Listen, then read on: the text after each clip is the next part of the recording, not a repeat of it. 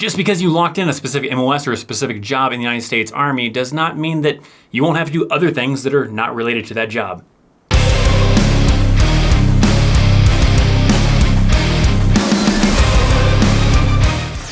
What's up, my friends? Welcome to an all-new video. I'm U.S. Army veteran ThatChrisChaos, and in today's episode, we're talking about some things that you're gonna commonly have to do, tasks and jobs and different things that are not specifically involved with your MOS or your particular job in the United States Army. It's just part of being a soldier. Now, before we dive into what some of those tasks might be that you have to do outside of your job, I want you to take a look down below. Are you currently subscribed to this channel? If you like learning about the United States Army from a veteran like myself and you are not subscribed, maybe think about clicking on that subscribe button, even click on the bell to get alerts as soon as new videos go live, to include the live streams and become a part of that awesome notification platoon. So let's talk about some different jobs that are not related to your specific job that you will probably have to do most likely during your Army career. Now, the first task that I'm gonna talk about that is outside of your MOS that you'll be required to do, which is probably a given for those of you that are currently in the Army, maybe veterans yourself or whatever the case is, that is cleaning. There is no MOS for a janitor, even though a lot of people may claim that their MOS is basically a janitor kind of a thing because they clean more often than they get to do their MOS, but there is no specific MOS for janitor, and in most cases, we don't have any kind of like maid service or cleaning service to come around and clean certain areas. There are a few select areas that do have that, but for the major areas, let's say for like the barracks and the company area, those kind of things, soldiers are gonna have to do the cleaning. Now, of course, in the barracks, you may have already, kind of given this as a given type of thing. You have to clean your own room, but going beyond that, you also have to clean like the hallways, the laundry room, if there's a common area, all that kind of stuff around the barracks as well. So soldiers are responsible for cleaning up, the hallways and everything. They usually have like a designated roster. There's usually somebody who's in charge of the barracks, some kind of senior NCO that's living in the barracks that may be designated as the NCOIC of the barracks. And that individual typically comes up with some kind of like roster by room, by name, by floor, whatever the case is, as far as who's gonna be responsible each day or each week for the cleanup of a specific area. So the soldiers have to like sweep them out the hallways, clean up the common area, do a police call is the term of picking up trash, which means picking up trash around the area of the barracks. And there may be other things involved with that, clean up the laundry room if there's one per floor or one designated one, whatever the case is. And then commonly leadership comes through and periodically checks on the barracks. Sometimes it's just walking through the hallways just to see how the common areas look, or sometimes it's room by room kind of a thing. But if someone comes into the barracks and they see that it's not being well maintained, then you get stuck doing what is called a GI party.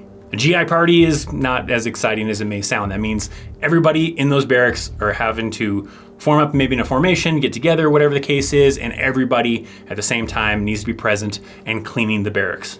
So everybody's cleaning all the floors, all the rooms, everything, and then someone's gonna come through later to inspect it to make sure that it meets the standards that they're looking for. So of course, the soldiers living in the barracks are responsible for the cleaning of those barracks. In some cases, I've seen for like schoolhouses or certain things like, advanced leadership schools, they might have a cleaning service to do that kind of a thing. But if we're talking about your regular unit, that's gonna be on the soldiers to clean that. Also going over to like the platoon area, the company area, you have probably offices for like the platoon sergeants, platoon leader, the first sergeant, the company commander, all that kind of stuff that, has to be cleaned. They usually don't have any kind of maid service or any kind of cleaning service to clean those areas. So soldiers are gonna be tasked to clean up those bathrooms that are in that common area, to clean up the hallways, whatever the case might be. Even if you're an 11 Bravo and you're never in those areas, somebody is. The first sergeant has somewhere he has to work out of. The platoon sergeant, platoon leader has somewhere where they have to work out of. So somebody is going to clean them, and it's probably not gonna be those higher ranking individuals, it's probably gonna be the lower ranking individuals. So those young privates, all that kind of thing, are gonna be tasked to head over to the company area, to the platoon area, whatever the case is, and go clean the bathrooms, clean the latrine, whatever you wanna kind of call it for the name. They're gonna be the ones responsible for cleaning that area. Even going beyond that, sometimes there is post-wide cleanup. There is this term called red cycle. Sometimes different units come on red cycle. That means they have to go and do these different taskings, and one of those taskings might be going around maybe in a vehicle or something like that with road guard vests on and picking up trash off the side of the road, around the training areas, around just the roads and the streets on post. Sometimes it also involves like cleaning up at like the division level or whatever, the post, headquarters or something like that. Maybe having to go inside and, mop and sweep and buff the floors, whatever the case might be. That also used to a lot of times include like mowing lawns and everything too during red cycle, where you go around and like, mowing the grass in front of division headquarters or post headquarters or whatever the case might be.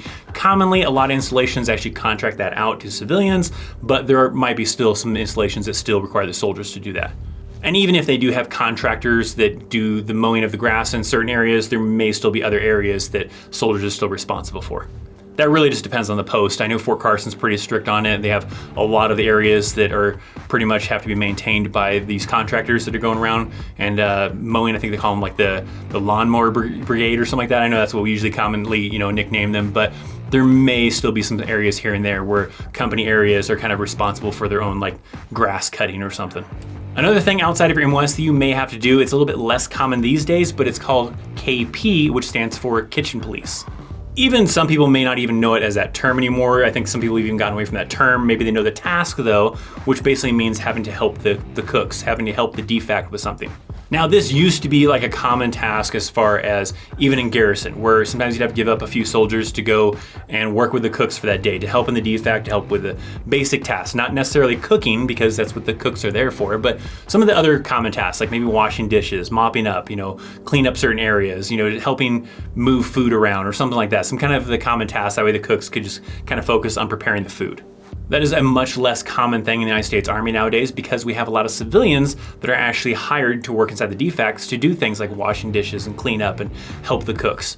Now when soldiers go to the field, they still have cooks that go out to do the field problems and maybe cook breakfast and dinner or maybe just dinner. It just kind of sometimes depends on the situation, but they don't bring the civilians out there for that. So then that's when you more commonly nowadays still might have soldiers helping out to help with the cooks to do certain tasks. That way they can focus on preparing the food if they need that extra help.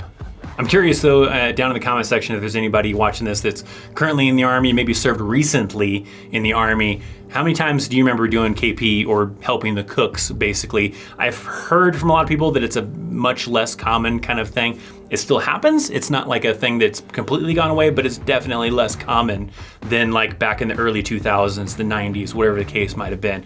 A little bit farther into the 2000s, maybe around 2010 or beyond, it kind of started phasing away more as we kind of involved more civilians into that tasking. But leave a comment down below if you're currently in the Army or maybe served recently, if you ever served KP. Now, another thing that you might have to do outside of your MOS is be a recruiter or a drill sergeant. A recruiter and a drill sergeant is not specifically an MOS. That's not like a specific thing that you can join the Army to do. It's something that either you volunteer to go do, or it's something you just come up on orders and just get basically told you have to go do. That will kind of vary, right? There are a lot of individuals that'll volunteer for that because they want to be drill sergeants, so they want to be a recruiter. So they'll put something in and say, hey, I want to be this, and they can possibly get that and go to the school to be able to do so. And then now they're a drill sergeant or a recruiter. And then there's other cases where people just simply all of a sudden receive a letter or receive information from their leadership that, hey, you're going to drill sergeant school or recruiter school. And then after they do the school, well, then they're a recruiter or drill sergeant. And you can turn that down. It's really a bad thing though in the Army if you try to turn that down in most cases. Mainly like if you plan on staying in the Army for a long term and you want to get promoted and retire and all that kind of stuff like that, then it looks kind of bad on your record for trying to get promoted. It doesn't necessarily make it to where you won't be able to get promoted anymore or you're screwed or anything like that, but it probably does make it more challenging. If you're someone who doesn't plan on staying in the Army for a long term or forever and retiring or whatever, then it's probably not that big of a deal. You can probably turn it down and then just kind of move on, but it would affect you if you're trying to stay in for longer and trying to move up in the ranks. Now this is really just a thing for like sergeant and staff sergeant, even a little bit above that in some levels, but more commonly at the sergeant and staff sergeant level of someone either volunteering for it or coming up on orders to become a recruiter or drill sergeant. So it doesn't matter if you're an 11 Bravo, an 88 Mike, whatever the case is, you have the potential of coming up on these orders, especially if you're someone who wants to stay in for a while. Either you're gonna come up on the orders or you can just simply volunteer for it.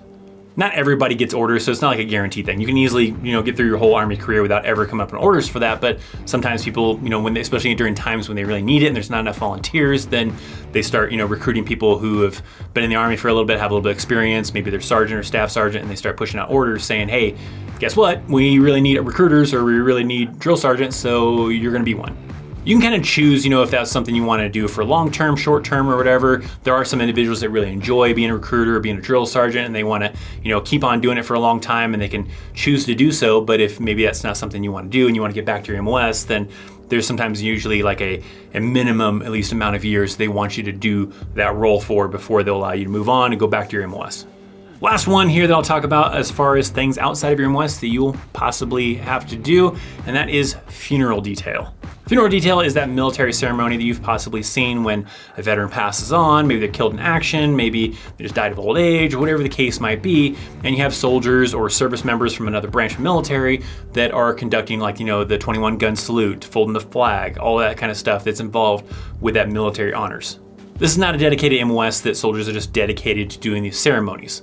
This is typically a tasking. Now, for higher profile ceremonies, yes, they have probably honor guard that are much more trained in doing this and a little bit more, got it perfected down for the ceremony. But for other ones, just a veteran from like World War II or Vietnam or whatever that passed on, or certain other cases, right? Then you just commonly have these soldiers that do still receive training on it, but it's not like a dedicated job that they do all the time. A lot of times this is also part of Red Cycle that I talked about earlier, right? A unit gets tasked with Red Cycle, and one of those taskings might be funeral detail. So they commonly select some soldiers that are maybe, in good shape, maybe that look good in uniform, that are, well disciplined, that have good marching skills or whatever the case might be, so that way they look sharp. They'll select those individuals and tell them, hey, you're on a funeral detail, and sometimes that's a good deal because you are basically now just dedicated to that and you don't have to kind of participate in all the other crap that's going on in the company area or platoon area or whatever, and you're just dedicated during the day to practicing. So for some people that may be, not too bad of a gig, right? You're just dedicated to practicing for these funerals to make sure you're sharp, that way everything looks great and amazing for the ceremony, for these loved ones and everything like that, and so you practice daily to prepare for the next funeral that's coming up. So a lot of practicing that goes into it to make sure everything is just on point and looks good and looks sharp and everything. To include the uniforms, probably several uniform inspections to make sure that the soldiers' uniforms look good, so when they're up there in front of those family members performing this military honors, everything looks great. So regardless of your MOS, it doesn't matter what your MOS is, possibly in most cases. I mean, there's some MOSs that are probably more vulnerable to these taskings than others, but you're possibly gonna, at some point in time, maybe have this tasking. Now, probably if you're a crappy soldier, maybe you're out of shape, maybe you're just horrible at marching, maybe you're just, maybe don't have the greatest reputation about being reliable, then yeah, maybe you won't get selected, right? But if you're probably a squared away soldier that, uniform looks good, you're, pretty good on marching skills, you're reliable, you might get selected. That also comes down to your role too. Like, yeah, if you're probably someone who's pretty important where they can't really just give you up, then you might be busy doing other things and they might have to choose somebody else. Not a guaranteed thing that like every soldier will have to do this task, but there's that possibility. In the 10 years that I was in the Army, I actually did it once. I did multiple funerals during that, but it was one time when I was on funeral detail. We went around Kansas and Nebraska and everything like that and did multiple funerals, and we practiced daily to make sure we were sharp. I was one of the individuals that was folding the flag and everything like that, and then we passed it off to the NCOIC to hand it off to a loved one. But I've only had to do it one time, and I probably did about about 10, 20 funerals during that time frame. So some of these aren't really necessarily guaranteed that you'll do. The cleaning one, that's pretty much guaranteed. You're pretty much guaranteed that you're gonna, at some point in time, have to clean. Maybe if you're an officer, maybe you get to avoid that to a certain level, but if you're on the enlisted side, even if you come in as a specialist, you're gonna have to be doing some kind of cleaning at some point in time, probably quite often in the United States Army. Even, depending on your MOS, sometimes that means you're doing it more often than others, so it really just kind of depends on that. It is not a guarantee that you'll have to do KP, I guess. That one's kind of, especially with a lot of that civilian element kind of involved with it, not a guarantee that you'll do recruiting or drill sergeant, and not guaranteed that you'll do funeral detail. But those are possibilities of things that you might have to do that are not directly involved with your MOS or your job that you may have to do.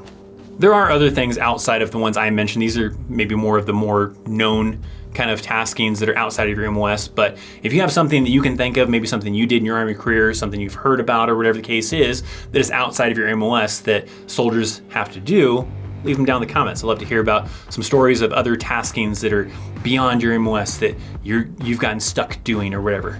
Some other kind of minor ones I've seen people doing is like they have, I forget what it's called, but they usually will have someone designated to be like the handyman kind of a thing. Maybe for more minor things, you might have someone who, may have to fix some things around the common area of like the company area. Sometimes that's tasked out to civilians for more major things, obviously like the heating or plumbing or air conditioning or something like that. But sometimes for smaller things, you might have someone that's kind of designated as the little handyman for certain things anyways. You have also other things like maybe you have an individual that's been assigned to be the designated rep for urinalysis, for drug tests and everything. So that's outside of their MOS. They just have this additional duty where they have to be the one that's, kind of in charge of this drug test when the company or the battalion or whatever wants to, do a drug test. That doesn't mean that they're doing the test. They're just kind of collecting the samples and making sure whoever's supposed to be doing it does it, then it gets packaged up and then gets sent off to somebody who is qualified to actually test those. But there are other things, that's why I say, like, leave some comments down below. And I'd love to hear some other taskings that are outside of someone's MOS that they'll get stuck having to do possibly. If you enjoyed this video, I definitely recommend sharing it, maybe hitting that thumbs up, subscribing to the channel if you're not already. Down in the description box, I got links to my social media so you can interact with me there, but also if you want to interact with the community, we also have a Discord channel. So if you check out the link down in the description for the Discord channel, you can join the Discord, interact with other individuals that maybe have similar interests to you about the United States Army, whatever the case is, make some friends. It'd be a great place to kind of link up with other individuals that are interested in this type of topic. Thank you so much for hanging out and watching the video. I'm ThatChrisChaos, and I'll see you next time. See ya.